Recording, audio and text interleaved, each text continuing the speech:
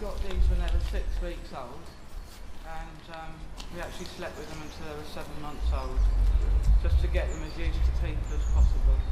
So, what are you doing? What's this then? Hey, what's this then? Hey?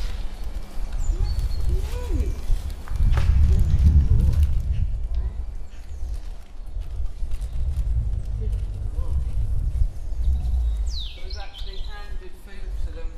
When they were young. Hello.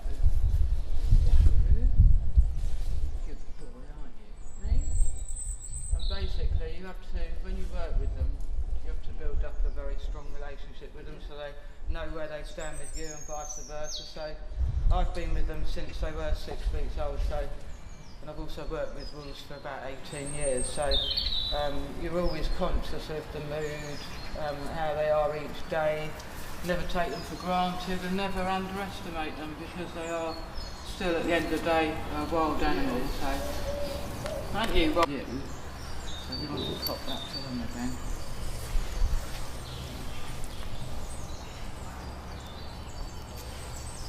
Their biting pressure is actually double that of a domestic dog, and actually to be able to, in the wild, bite through loose elk in America and all that, they've got to have a really good biting pressure. They've got to be able to, bite through stuff like that as quickly as possible, because they've got to make the most of it, eat as much as they can. It's a dangerous business hunting in the wild anyway, which is why being a pack is better. They've got more chance of bringing down prey. I mean, each wolf can bring down an animal 10 times its body size, but say if they get it wrong, they get kicked by something big, they're likely to have their skull smashed open, so they know it's a risky business. What's this? What's this? Come on then. Ron. You want to bring another chicken bone? I'll move this way and give her this. Ron, you go that way. Cow. You look.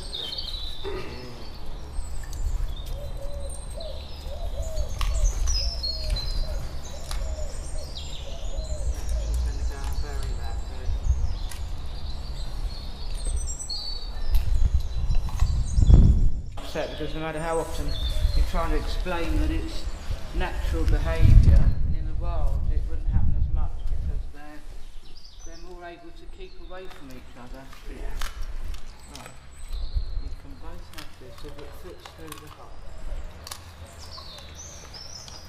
No, have that bit. No, more than trust on this. It might go through, it might not. Is that a horse? See if that will go through. Yeah. There. Rotate it a little bit. That's it. Bury that. Yeah. These are just lamb bones from Morrison's, but they've got, bits that they can pull off, and also have a bit of a chomp on.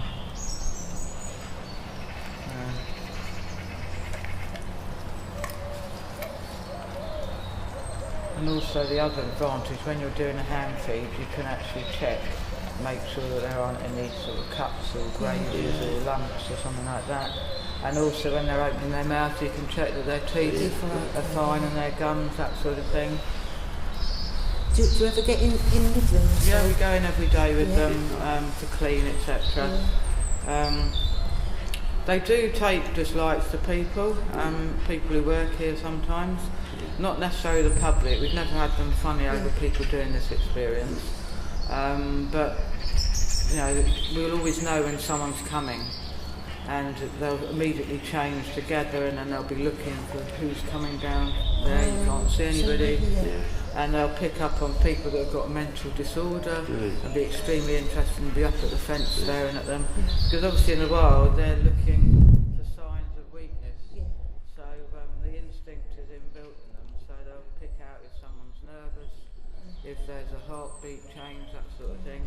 It's also dependent on when you work with them and you're introducing people to them. It's how they feel about the person that's doing the introducing, because they're better with females than males. All wolves are in captivity. It's probably because men have perhaps a different way of walking, a demeanour, a voice, that sort of thing.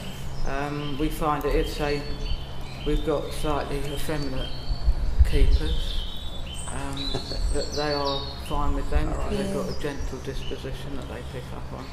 Might be the whole alpha thing, you know, dominance. You know, so Inge King. There's a little bit of sardine here. There you go.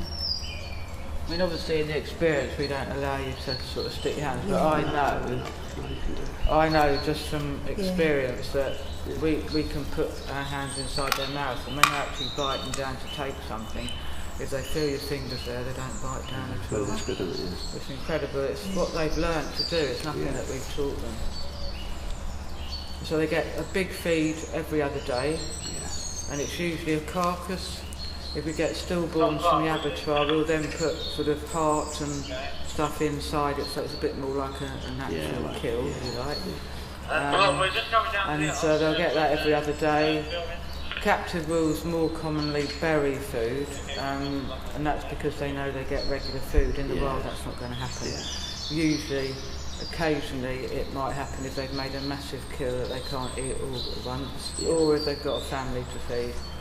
But otherwise, you know, in the wild, they'll just finish off whatever they can as quickly as possible. And in the wild, they might not kill for 1 to 2 weeks. You know, when you see things on the television, it gives the impression that they're out there sort of killing on a regular basis. It's not true. It's tough. But they are built to starve or then gorge. You know, they can actually take that sort of thing.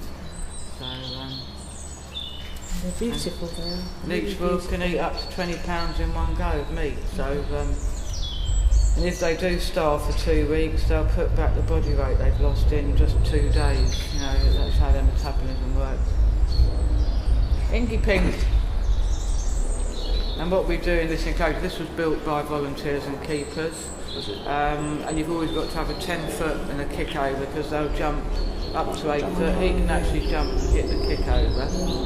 And also around the outside you've got to have concrete, and then there's fencing and rubble all around the inside so they can't dig out, because these can dig a hole that a man can fall into and disappear in a couple of hours, so you've always got to have that in mind when you're doing a wolf enclosure. And then they'll see plenty of wildlife going through in the night, etc. They get enrichment on that score, and then we'll also put smells in there.